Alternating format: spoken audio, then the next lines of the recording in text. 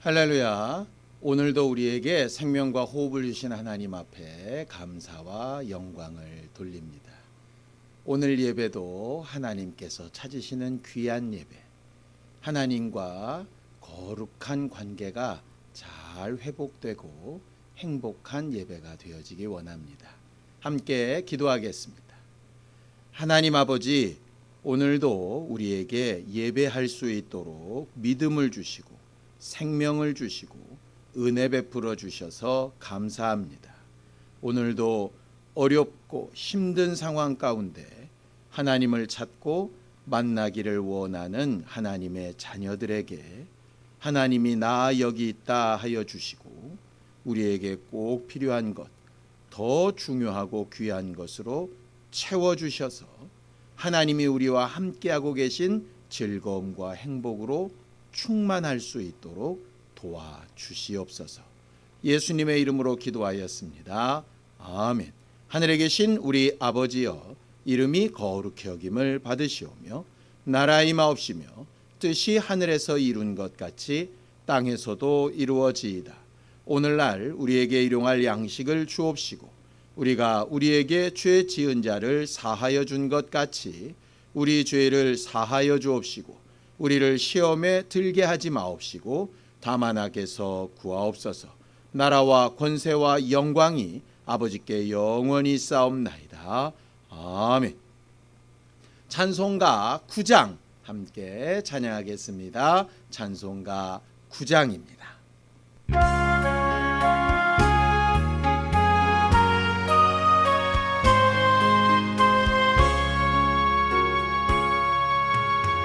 하늘에 가득 찬 영광의 하나님, 온 땅에 충만한 존귀하신 하나님, 생명과 빛으로 지혜와 권능으로 언제나 우리를 지키시는 하나님, 성부와 성자와 성령 삼위의 하나님, 우리 예배를 받아주시옵소서.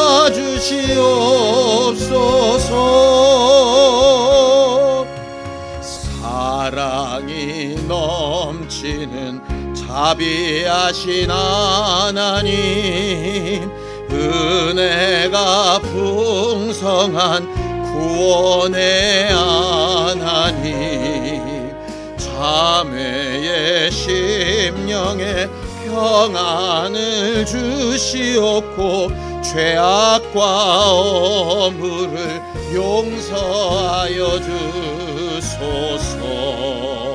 찬송과 영광과 생명 구원의 하나님, 우리 예배를 받아주시옵소서.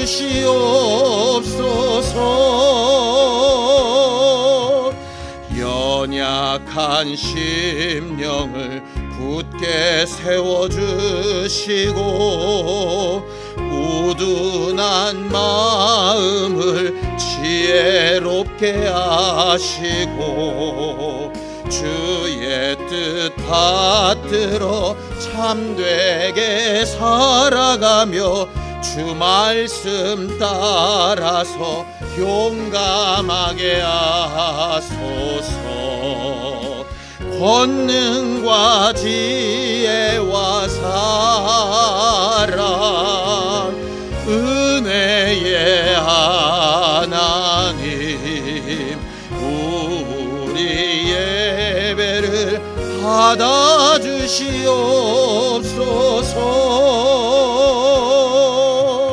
주 앞에 나올 때 우리 마음 기쁘고 그 말씀 힘되어 새 희망이 솟는다. 고난도 슬픔도 이기게 하시옵고 영원에 잇대어 살아가게 하소서. 우리의 자랑과 기쁨 생명의 하나님, 우리 예배를 받아주시옵소서.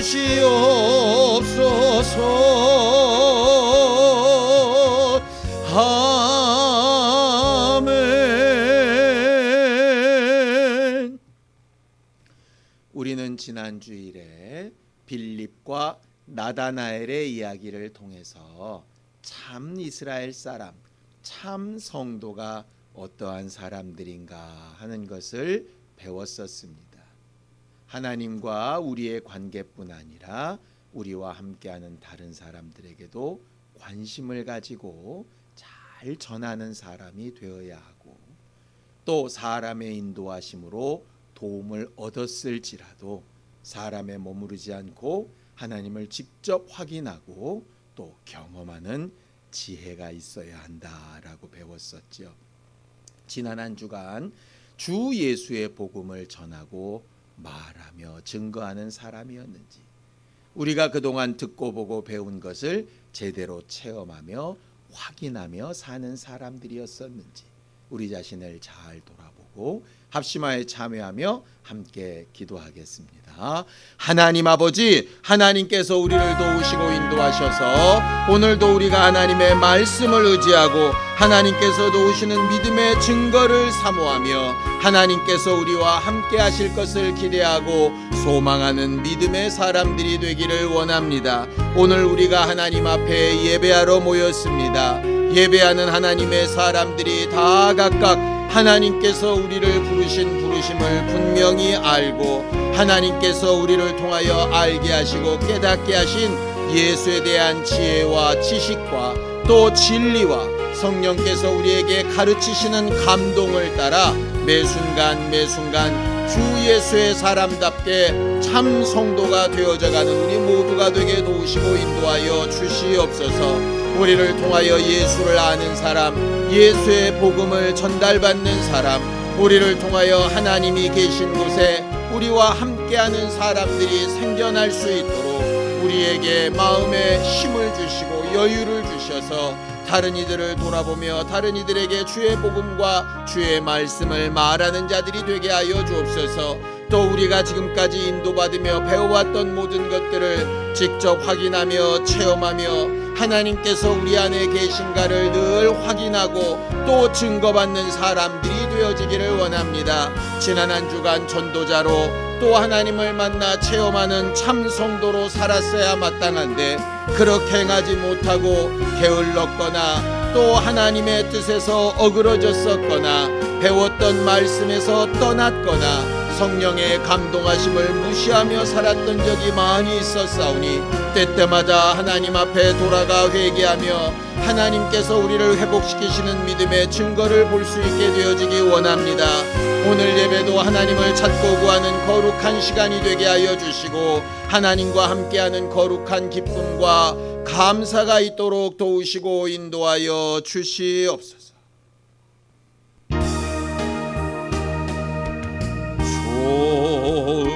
좋으신 하나님, 좋으신 하나님, 참 좋으신 나의 하나님,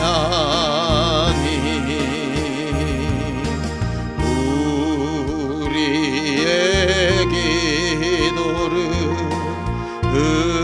응답해 주시는 참 좋으신 나의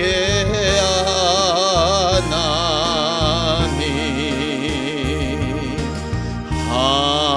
한없는 축복을 우리에게 주시는 참 좋으신 나의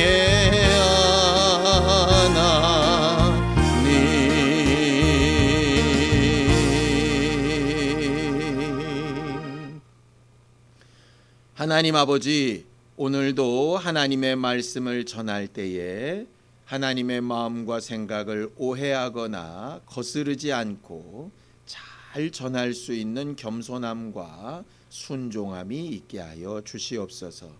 말씀을 듣고 나누는 모든 사람들에게 하나님 앞에 간절한 심령을 내어 보이게 하여 주셔서 하나님께서 저들의 모든 사정을 아시고 도우시는 증거들을 체험하게 하여 주시옵소서. 믿음으로 헌금한 손길들 위에 복을 주시고 저들이 자기 영혼을 위하여 하나님의 말씀을 따라 순종한 일에 하나님께서 약속하신 것을 갚으시며 하나님이 늘 저들과 함께하고 계심을 증거하여 주시는 것을 보게 하여 주시옵소서. 예수님의 이름으로 기도하였습니다. 아멘. 하나님의 말씀은 요한복음 4장 27절에서 38절까지 말씀을 함께 합독하겠습니다. 요한복음 4장 27절에서 38절까지 말씀을 함께 합독하겠습니다. 함께 읽습니다. 시작. 이때에 제자들이 돌아와서 예수께서 여자와 말씀하시는 것을 이상히 여겼으나 무엇을 구하시나이까? 어찌하여 그와 말씀하시나이까? 묻는 자가 없더라. 여자가 물동이를 버려두고 동네에 들어가서 사람들에게 이르되 내가 행한 모든 일을 내게 말한 사람을 와서 보라. 이는 그리스도가 아니냐 하니 그들이 동네에서 나와 예수께로 오더라. 그 사이에 제자들이 청하여 이르되 랍비여 잡수소서. 이르시되 내게는 너희가 알지 못하는 먹을 양식이 있느니라. 제자들이 서로 말하되 누가 잡수실 것을 갖다 드렸는가 하니 예수께서 이르시되 나의 양식은 나를 보내신 이의 뜻을 행하며 그의 일을 온전히 이루는 이것이니라. 너희는 넉 달이 지나야 추수할 때가 이르겠다 하지 아니하느냐. 그러나 나는 너희에게 이르노니 너희 눈을 들어 밭을 보라. 희어져 추수하게 되었도다. 거두는 자가 이미 삭도 받고 영생에 이르는 열매를 모으나니 이는 뿌리는 자와 거두는 자가 함께 즐거워하게 하려 함이라. 그런즉 한 사람이 심고 다른 사람이 거둔다 하는 말이 옳도다.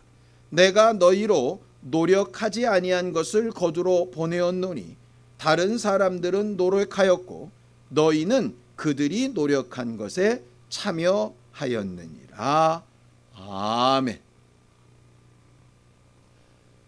하나님은 우리에게 가장 중요한 것이 무엇인지, 우리의 생활 가운데 더 중요하고 귀한 것이 무엇인지 잘 알고 선택할 수 있도록 가르치시는 하나님이십니다.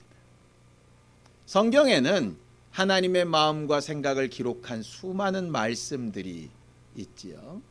하나님은 그 말씀들을 통해서 마치 아버지가 자식들에게 좋은 것들을 가르치고 그들이 그 좋은 것을 잘 선택하기를 바라는 것처럼 우리에게 더 중요하고 더 귀하고 더 좋은 것을 주시기 원하시고 그것을 우리가 잘 선택하기를 기대하시는 하나님이십니다. 하나님이 뭘 중요하다라고 하셨을까요? 여러 말씀이 있겠지만 대표적으로 몇 가지만 보면 이런 겁니다. 먹고 마시고 입고 또 어디에 거하여 살고 하는 것 참 중요한 문제이지만 그 모든 것이 목숨보다 중요하지는 않다, 그렇게 말씀하셨지요. 그래서 목숨을 위하여서는 다른 것들을 좀 포기할 수 있다, 이렇게 가르치신 겁니다. 또 먹고 마시고 살고 우리가 구하는 모든 좋은 것들이 있지만 그 모든 것들보다 더 앞서고 귀하고 좋은 것은 먼저 그의 나라와 의를 구하는 것이다 라고도 말씀하셨죠. 목숨을 길게 보존하여 사는 것도 중요하지만 그것보다 더 중요한 것은 하나님의 나라와 의다라고 이렇게 말씀하시는 겁니다. 또 하나님을 믿고 또 순종하기 위해서 박하와 회양과 근처의 11조 하나까지 세세하게 드리는 자들에게 이렇게 말씀하셨죠. 자, 마태복음 23장 23절입니다. 함께 읽죠. 화 있을진저 외식하는 서기관들과 바리새인들이여, 너희가 박하와 회양과 근처의 11조는 드리되 율법에 더 중한 바 정의와 긍휼과 믿음은 버렸도다. 그러나 이것도 행하고 저것도 버리지 말아야 할지니라. 이렇게 말씀하셨죠. 분명히 더 중요한 것이 있다라고 말씀하십니다. 박하와 회양과 근처의 11조보다도 더 중요한 것은 정의와 긍휼과 믿음이다. 의미이다 라는 것이죠. 그렇다고 의미만 중요하고 형식은 중요하지 않다 이런 뜻은 아닙니다. 이것도 행하고 저것도 행해야 하는데 그 중에 더 중요한 건 의미이다, 뜻이다 이렇게 얘기하는 거죠. 똑같은 말씀을 적용해 볼 수 있습니다. 먹고 사는 문제보다 우리가 그런 걸 기도하며 간구하는 것보다 하나님의 나라와 의가 더 중요하다. 맞지요? 그렇다 그래서 먹고 사는 건 쓸데없습니까? 그게 아니죠. 그래서 먼저 그의 나라와 의를 구하고 나중에 또 먹고 사는 문제도 버리지 말아야 하는 것입니다. 똑같이 목숨이 다른 모든 것보다 중요하지만 목숨만 있고 나머지는 다 필요 없느냐? 그게 아니죠. 다 필요하기 때문에 먹고 사는 문제, 사람 간의 관계의 문제 모든 것 다 중요하지만 일단 사는 것이 가장 중요하다 이렇게 말하는 것입니다. 코로나 시대에 굉장히 어려운 선택들을 해야 되지 않습니까? 질병이 많이 퍼져서 사망자들이 점점 늘어나고 이렇게 되다 보니 다 닫아 걸고 사람들 간의 접촉을 막아야 합니다.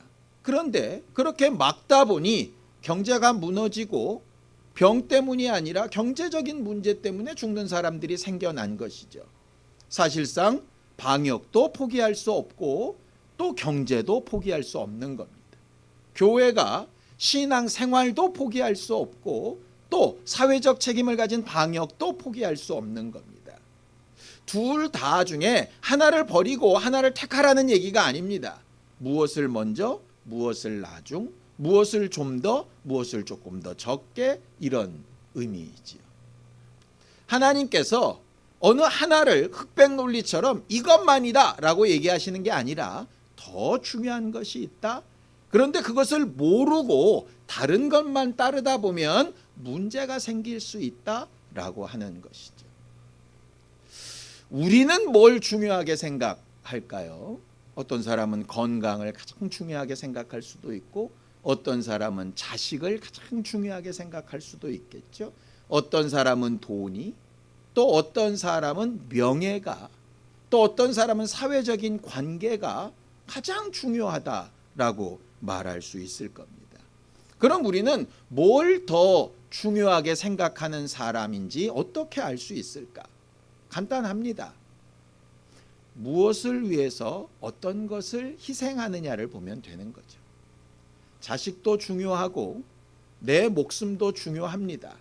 그런데 결정적인 순간에 자식을 위해서 내가 목숨을 포기할 수 있다면 나는 자식을 더 중요하게 생각하는 사람입니다. 돈과 건강 중에서 내가 돈을 많이 써서라도 건강을 회복해야 되겠다 이렇게 생각한다면 나는 돈보다 건강을 더 중요하게 생각하는 사람이지. 마치 이와 같은 것입니다. 어느 하나를 완전히 없애고 하나만 선택한다는 얘기가 아니라 둘이 상충될 때 나는 어떤 것을 위해서 어떤 것을 희생하는가라고 하는 문제이지요.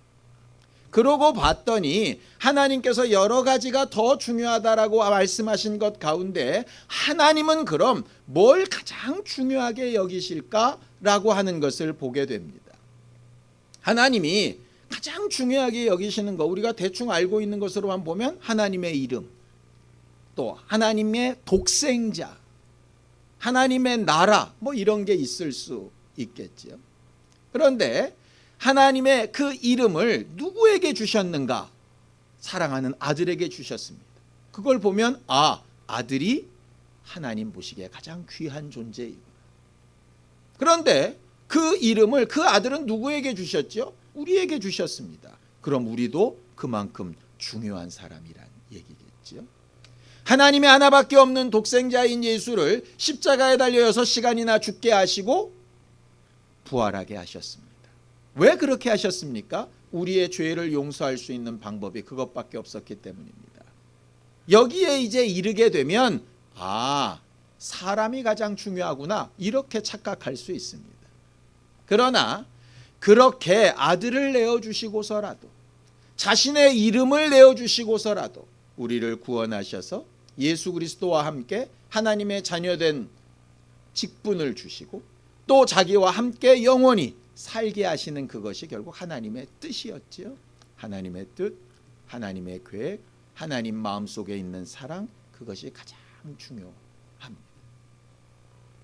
우리가 하나님의 마음을 잘 알고 하나님이 가장 귀히 여기시는 것을 잘 알아야 우리는 그 하나님의 마음에 맞는 참 성도된 신앙생활을 할 수 있게 됩니다.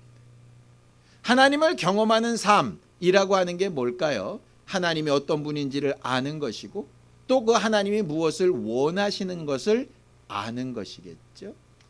우리가 그 사람을 안다라고 하는 게 뭡니까? 그 사람이 어떤 생각을 하고 있고 어떤 계획을 가지고 있고 무엇을 더 중요하게 생각하는 사람이고 하는 것을 이해하고 그 기준을 받아들여야 교제가 되지 않겠습니까?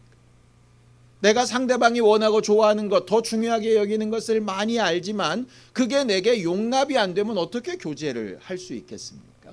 그래서 하나님이 가장 귀하게 여기시는 게 뭔가, 하나님이 뜻하시고 바라시는 게 뭔가라고 하는 것을 아는 것은 굉장히 중요한 문제입니다. 자, 성경을 보죠. 디모데전서 2장 4절입니다.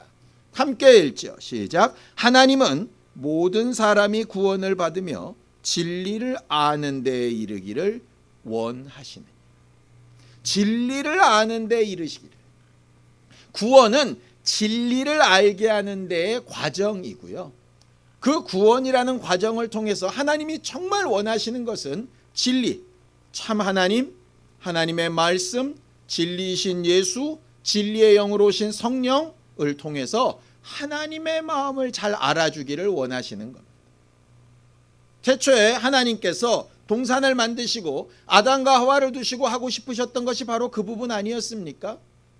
다윗을 향해서 온갖 죄를 저지르고 실수가 많았지만 하나님께서 딱 이 한마디로 다윗을 증거하십니다. 내 마음에 합한 자다.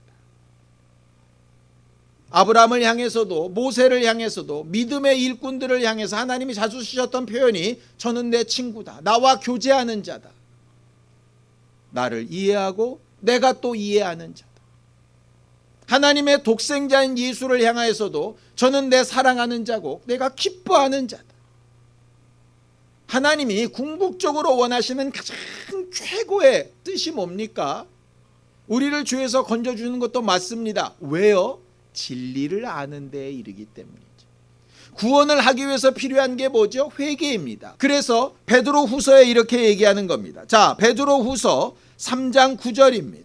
함께 읽습니다. 주의 약속은 어떤 이들이 더디다고 생각하는 것 같이 더딘 것이 아니라 오직 주께서는 너희를 대하여 오래 참으사 아무도 멸망하지 아니하고 다 회개하기에 이르기를 원하시느니라. 멸망치 않고 회개하여 구원을 받는 것까지가 다 과정입니다. 그리고 궁극적으로 원하는 것은 하나님이신 진리를 알고 하나님을 알고 하나님을 경험하고 하나님과 함께 교제하고 하나님과 함께 행복한 거죠. 하나님이 그걸 바라시는 거예요. 가장이 나아가서 어려운 경제 생활 가운데서도 열심히 일을 하고 돈을 법니다. 가족의 다른 구성원들이 또 각각의 자기 자리에서 열심히 일도 하고 공부도 하고 살림도 하고 애쓰면서 또 이렇게 가정을 위해서 막 희생하고 그렇게 합니다. 이유가 뭡니까? 서로 행복하고 잘 살기 위해서입니다. 돈이 아무리 많아도, 아무리 공부를 잘해도, 아무리 외부에서 인정을 받아도 함께 사는 사람들이 분란이 되고 어그러져서 행복하지 않은데 그 모든 과정들이 뭐 그렇게 큰 의미가 있겠습니까? 분명한 목적이 더 중요한 결과가 우리 안에 들어와 있고 그것을 위해서 우리는 뭘 어떻게 해야 되는가 하는 것이 가장 중요한 것이죠. 하나님이 율법을 만드신 이유는 간단합니다. 죄가 뭔지를 알고 죄를 피해서 하나님과 가까이 하라는 것이었죠. 그런데 율법이 강화되다 보니까 하나님이 멀어지고 무서워지고 두려워지고 함께하기 힘들어지게 됩니다. 그러면 율법의 본래의 기능에서 벗어난 거지요. 복음을 주신 이유는 죄 가운데 낙심하거나 실망하지 않고 자유함으로 하나님을 찾고 어떤 죄를 지어도 하나님 앞에 돌아와 회개하고 하나님과의 관계가 회복되는 겁니다. 그런데 자유와 복음을 말했더니 방종하고 제 임의대로 살고 하나님과 멀어지고 한다면 그게 무슨 복음의 의미가 있겠습니까?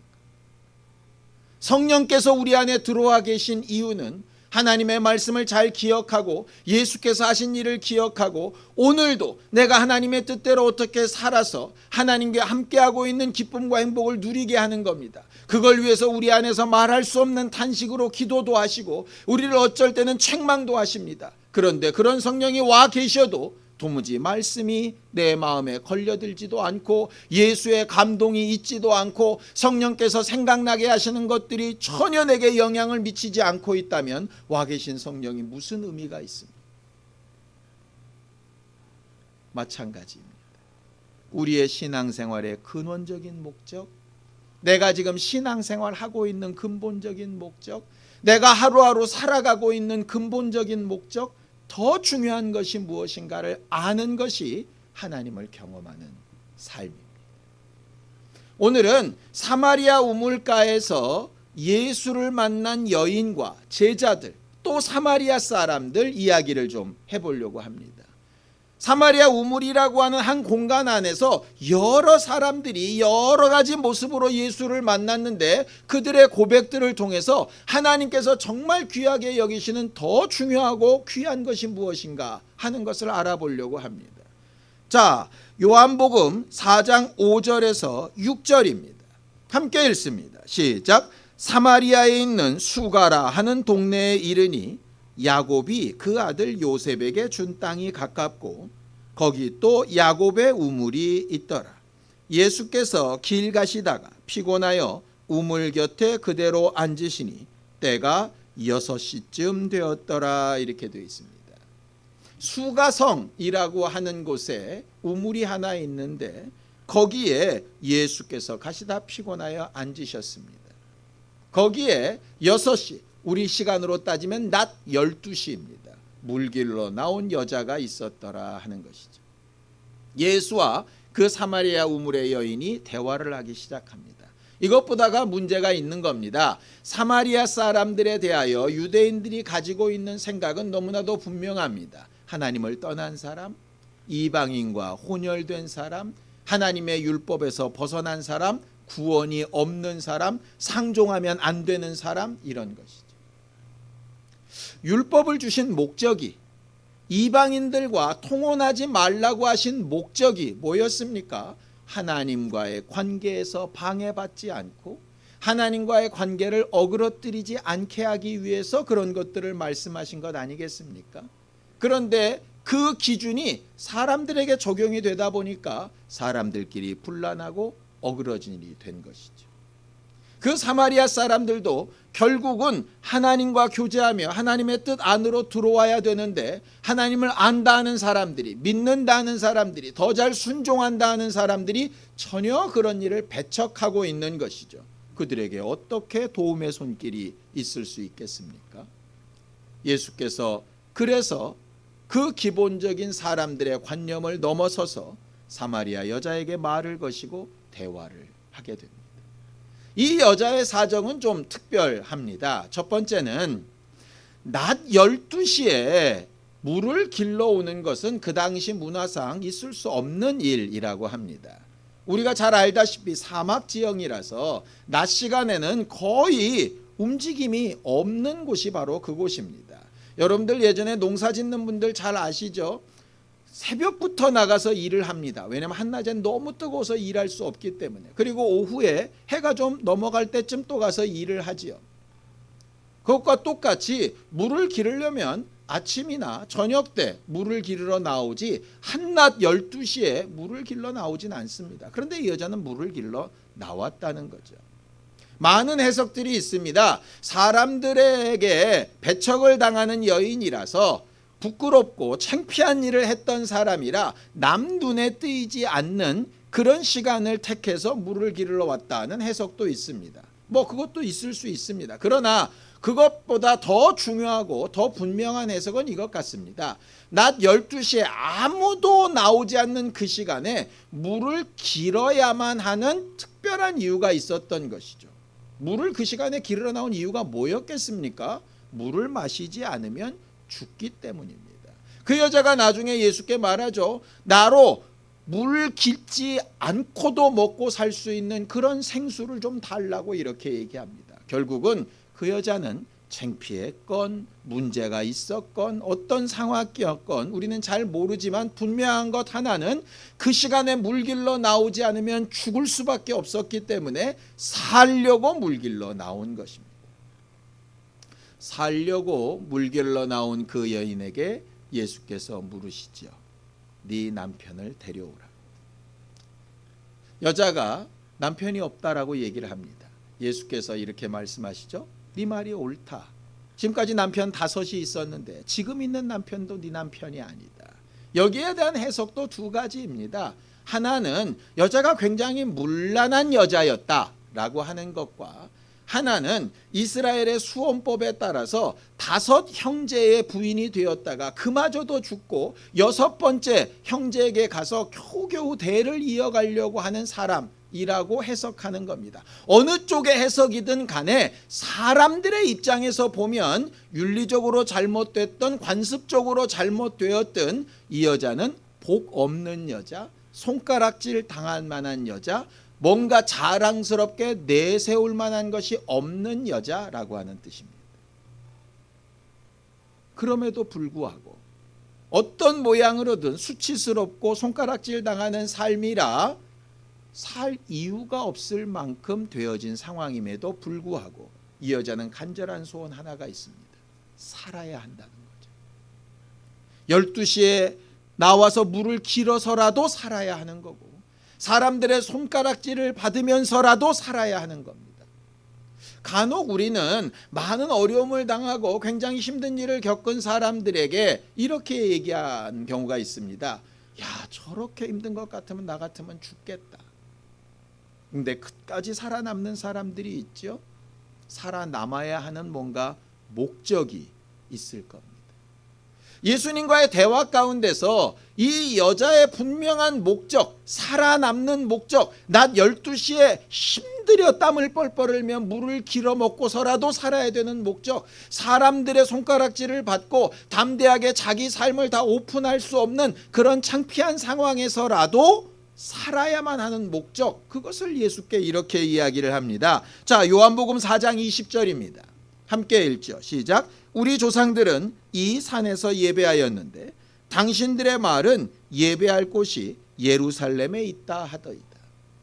처음에는 저도 이 여자는 굉장히 영적인 사람이라 먹고 사는 문제보다 정말 중요한 질문으로 예배에 관련된 것을 물었던 것 같다. 예배에 성공하고 싶었던 것 같다. 이렇게 생각을 했습니다. 그런데 예수와의 대화 마지막에 여자가 이렇게 얘기를 합니다. 요한복음 4장 25절입니다. 함께 읽죠. 시작. 여자가 이르되 메시아 곧 그리스도라 하는 이가 오실 줄을 내가 아노니 그가 오시면 모든 것을 우리에게 알려주시리. 이 여자가 살고 있는 목적은 이겁니다. 태어났기 때문에 어쩔 수 없이 사는 것도 아니고요. 죽음은 자살이 죄일까 봐도 아닙니다. 이 여자가 정말 궁극적으로 바라는 것은 하나님과의 관계입니다. 예배에 관심을 가졌던 것도 그것입니다. 사마리아 사람이지만 예배가 예루살렘에서만 해야 하나님의 관심을 끌 수 있다라고 한다면 자기 이 생은 이미 망한 것 같은데 이 생을 끝내고 나서 내 영혼만큼이라도 하나님의 도우심과 인정하심을 얻어야 하는데 만약에 그럴 조건 가운데 예루살렘에서만 예배를 해야 된다라고 하면 어떻게 해야 되나? 바로 이것인 거죠. 자기는 이 산에서 계속 예배를 하고 있는데 이 예배가 만약에 온전하지 않아서 하나님의 인정하심을 못 받게 되면 어떻게 되나? 그것입니다. 사도 바울이 이런 고백을 할 때가 있습니다.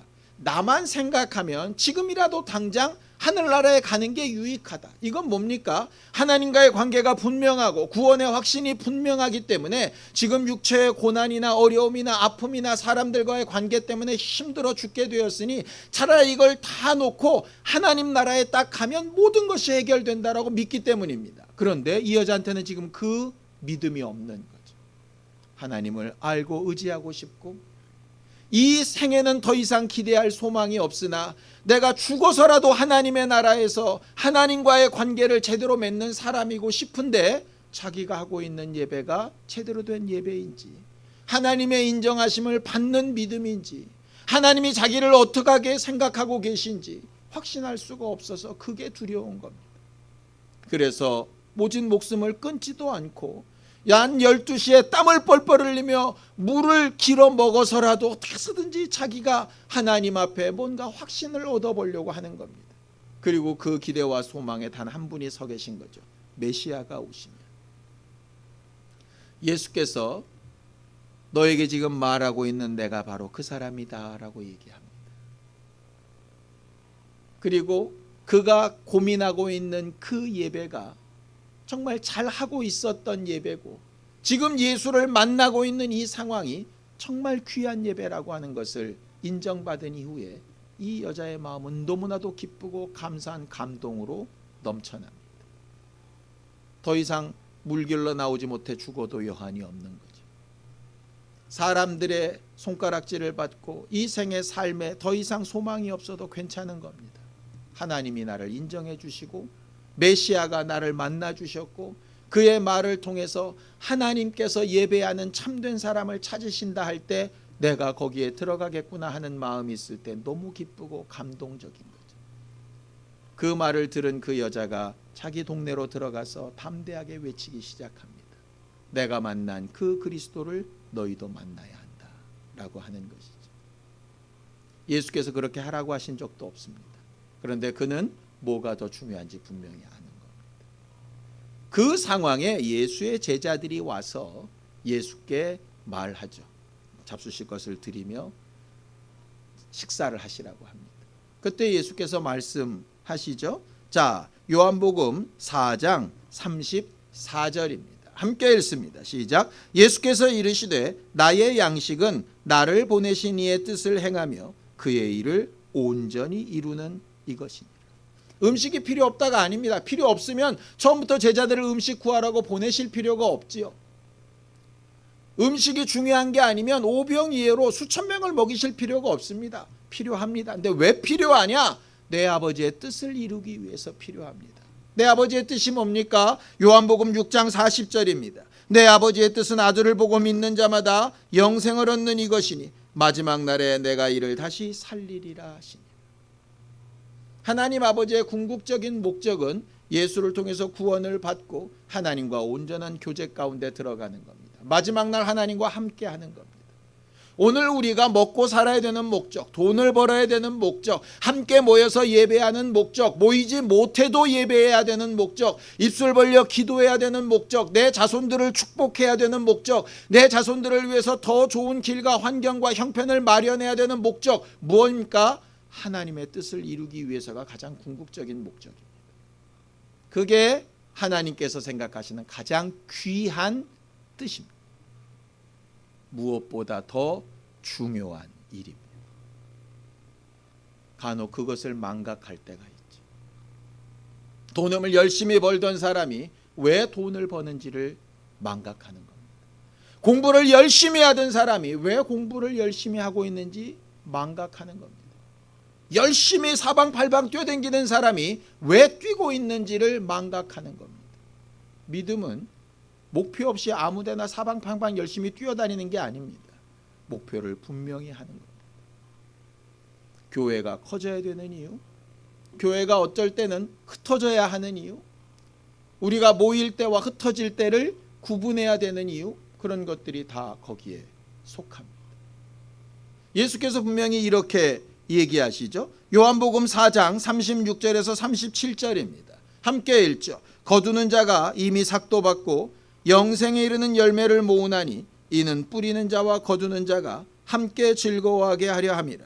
그런즉 한 사람이 심고 다른 사람이 거둔다 하는 말이 옳도다라고 하시죠. 열심히 뿌리는 사람은 수고를 많이 하였는데 거두는 사람은 거두는 행복과 이익을 얻습니다. 대부분 거두는 사람이 복 있는 사람이라고 착각할 수 있습니다. 그러나 뿌릴 때에도 하나님과의 관계 가운데에서, 거둘 때에도 하나님과의 관계 가운데에서, 모을 때에도 하나님과의 관계 가운데에서, 흩어질 때에도 하나님과의 관계 가운데에서 하고 있다면 그것은 옳은 일입니다. 마치 예수께서 많은 사람들을 고치고 살리고 이적을 나타내고 사람들의 인기를 끌고 할 때도 하나님의 뜻대로 하신 일이었지만, 모든 사람이 다 떠나가고 십자가에 달려 죽으시고 외롭게 마지막 외침을 외치실 때에도 하나님의 뜻대로 하는 것이었습니다. 사람들 많이 모이고 예수를 따르는 것을 봤을 때는 함께하고 싶은 대단한 예수였지만, 그렇지 않을 때에는 실패자처럼 보이는 예수였죠. 사람들의 눈으로 보면, 또 가장 중요한 것을 이 생의 성공으로 보면 그렇게 판단하는 것이 너무나도 당연할 겁니다. 그러나 우리가 더 중요하게 여기는 것이 그 앞에 있다면 그것으로 보면 어쩔 때는 잘 나갈 때에도, 어쩔 때는 그렇지 못할 때에도 본래의 목적이 이루어지고 있는 것으로 만족하며 기뻐해야 하는 게 그것입니다. 사마리아 여자가 사마리아 동네로 들어가서 동네 사람들에게 전합니다. 내가 한 모든 일을 말하고 내게 가장 귀한 예배에 대한 것을 가르치신 그 사람이 바로 예수 그리스도시다. 사람들이 나와서 예수를 만나고 듣습니다. 마치 나다나엘이 빌립의 소개를 받아서 예수를 만나듯 듣습니다. 그리고 예수를 확인하고 각각의 삶 가운데서 목적을 분명히 하고 예수를 통해서 하나님과의 관계를 회복하기 시작합니다. 그리고 나서 그들은 이렇게 고백하죠. 요한복음 4장 42절입니다. 그 여자에게 말하되 이제 우리가 믿는 것은 내 말로 인함이 아니니 이는 우리가 친히 듣고 그가 참으로 세상의 구주신 줄 알미라 하였더라 그랬습니다. 예수께서 바라고 원하시는 부분이 바로 이 부분입니다. 사람들을 통해서 복음을 전달받고 사람들의 노력과 경험과 간증을 통해서 예수를 소개받지요. 그리고 여러 가지 삶의 모습들이나 일들을 통해서 기도하고 응답을 얻고 어려움 가운데서 또 해결되어지는 것들을 또 체험하면서 믿음이 조금씩 자라나가기 시작합니다. 그래서 모여서 신앙생활을 잘 하기도 하고 어쩔 때는 흩어져서 선교사적인 사명들을 감당하기도 합니다. 어쩔 때는 세상 일에 열심을 낼 때도 있고 어쩔 때는 교회에 모여서 직분으로 열심을 낼 때도 있습니다. 사람들은 그렇게 보여지는 여러 가지 모습들을 통해서 이건 옳고 저건 틀리고 이렇게 판단하는 날들이 있을 겁니다. 근데 하나님의 판단은 뭐죠? 거두는 자나 또 뿌리는 자나 모으는 자나 해치는 자나 하나님의 뜻 안에서 제대로 된 방향으로 계속 나아가며 그 행복한 삶을 누리고 있고 하나님께서 원래 주고자 하신 예수로 인하여 구원을 받고 진리를 아는 일에 점점점 나아가고 있다면 그 사람은 잘 살고 있는 사람입니다. 사마리아 우물가의 여자가 그 다음에 그의 삶이 어떻게 변했는가에 대해서는 확실히 기록하고 있지 않습니다. 그런데 그의 심령만큼은 분명합니다. 어디서 예배하고 어떤 형태로 예배하든 예배에 대해서 정말 관심을 가지고 하나님과의 관계에 대해서 관심을 가지고 예수가 하신 말씀에 대해서 관심을 가지고 참으로 예배하는 자들을 찾으시는 하나님을 찾고 구하면서 어려운 상황, 어려운 삶, 하루하루의 인생을 살아갈 때에 그의 마음에 하나님을 다시 만날 기쁨, 하나님의 나라에 들어갈 감격과 소망함이 아마 분명히 있었을 겁니다. 우리의 삶이 마치 이 땅에 사는 것이 지옥같이 여겨질 정도로 어렵고 힘들다라고 하는 말들이 굉장히 많이 떠돕니다. 실제로 개개인들의 의견들을 들어보고 그들의 삶의 모습 하나하나를 보면 참 어렵고 힘들고 아픈 일들이 수두룩빽빽합니다. 그들의 상황이나 환경을 세세하게 볼 때 참 저러면서도 하루하루의 삶을 영위해 나가며 살고 있는 것이 참 대단해 보일 만큼 병 때문에 매우 괴로워하는 사람도 있고 빚 때문에 너무너무 힘들어하는 사람도 있고 사람들과의 관계 때문에 너무 괴로워하는 사람도 있고 오해받는 것이나 여러 가지 악플이나 힘든 것 때문에 목숨을 끊어버리고 싶은 수많은 유혹을 받는 사람들도 굉장히 많이 있습니다. 그때에 가장 중요한 것이 뭔가를 좀 생각해 봤으면 좋겠습니다. 우리가 사는 목적, 하나님을 믿는 목적, 하나님을 찾고 예배하는 목적 어디에 있는가? 내가 기도하고 하나님의 말씀을 기억하고 말씀대로 살아보려고 하고 어떤 형태로든 신앙인의 모습을 가지려고 하는 이유와 그 목적이 과연 뭔가? 라고 하는 걸 분명히 할 수 있었으면 좋겠습니다. 때로는 낮 12시에 물을 길러 나가는 것처럼 힘들 수 있습니다. 사람들에게 오해든 사실이든 여러 가지 일들로 인해서 마음 상하고 힘들어하는 경우도 있을 수 있겠지요. 예수를 통하여 수고하고 음식을 구해왔더니 그것이 필요 없는 것처럼 얘기하여서 낙심하거나 마음에 상처가 되는 경우도 있을 겁니다. 어떤 이의 증거를 받아들일 수도 있고 또 거부할 수도 있고 받아들인 것으로 인하여서 또 이걸 내가 어떻게 해야 되는지 고민하며 살 수도 있습니다. 어떤 형태로든 간에 하나님께서 우리에게 가지신 가장 중요한 것, 회개하고 구원을 통하여 진리를 알아가는 일에 점점 나아가서 하나님과 함께하는 행복을 누릴 수 있는 우리 모두가 되기를 예수님의 이름으로 축원합니다. 하나님께서 우리와 늘 함께하여 주시기를 예수님의 이름으로 축원합니다. 기도하겠습니다.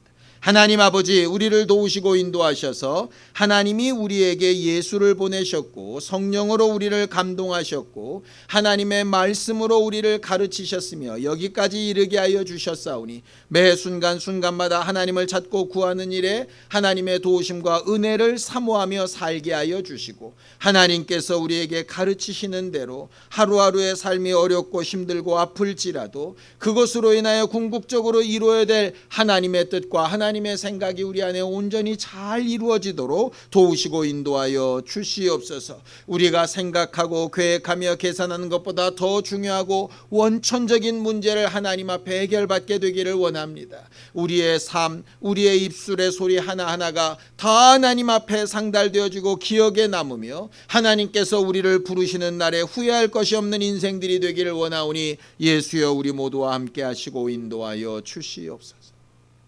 하나님 아버지, 우리의 연약함과 아픔과 괴로움을 다 아시오니 사마리아 우물가의 여인과 같이 만나주시고 말씀하여 주시고 깨닫게 하시고 우리의 기도와 질문에 응답하여 주시고 우리 안에 예수 만난 기쁨과 위로와 감격이 있게 하여 주시고 전에 듣고 배운 말씀이 우리 안에 온전히 확인되어지고 확신되어져서 남은 생에 어렵고 힘들 때마다 하나님이 우리에게 주신 그 하나님의 뜻대로 한 걸음씩 나아가는 기쁨에 충만하여 이기고 또 이기며 살 수 있는 거룩한 참 성도들이 되어져 가도록 우리 모두를 도우시고 인도하여 주시옵소서. 예수님의 이름으로 기도하였습니다.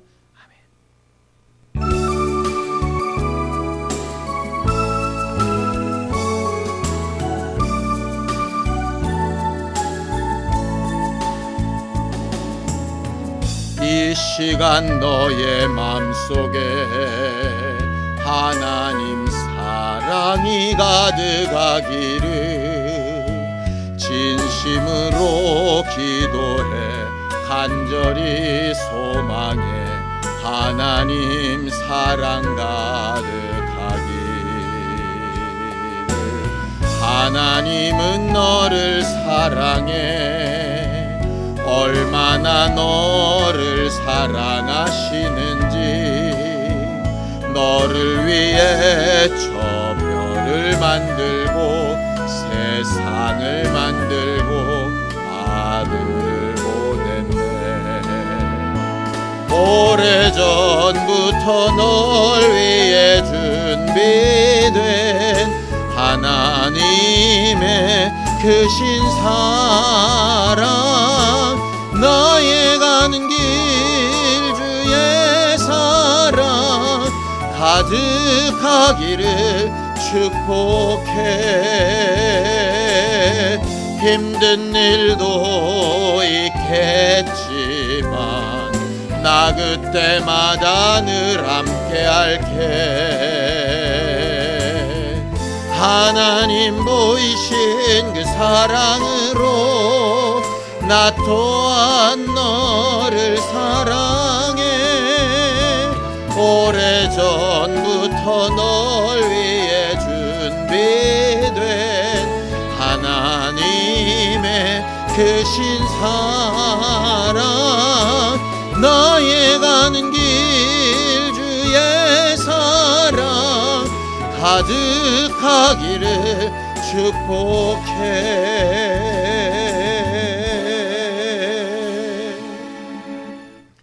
이제는 우리 주 예수 그리스도의 은혜와 하나님 아버지의 극진하신 사랑과 성령님의 감동하시고 함께 하시는 분명한 증거가 더 중요한 것을 구하고 인도받으려고 하는 우리 모두 위에 이제로부터 영원까지 함께 있을지어다. 아멘.